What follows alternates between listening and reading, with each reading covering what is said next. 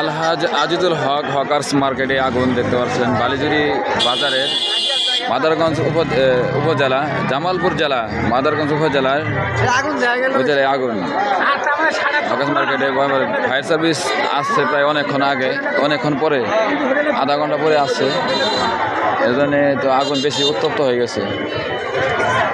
এক মার্কেট থেকে অন্য মার্কেটে যাওয়ার সম্ভাবনা বেশি এখনও কোনো অন্য মার্কেটে ঢুকে নাই তবে আলহাজ আজিদুল হক হকার্স মার্কেট একটা পুরে ভিতরে যে গার্মেন্টসগুলো আছে গার্মেন্টসের যত কাপড় আছে সবগুলো পুরে ছাই হয়ে গেছে একটা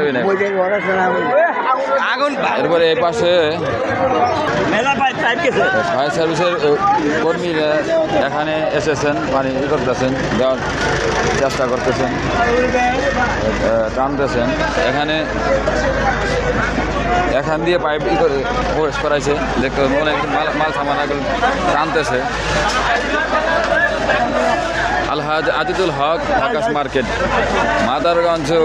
উপজেলা বালিজুরি বাজার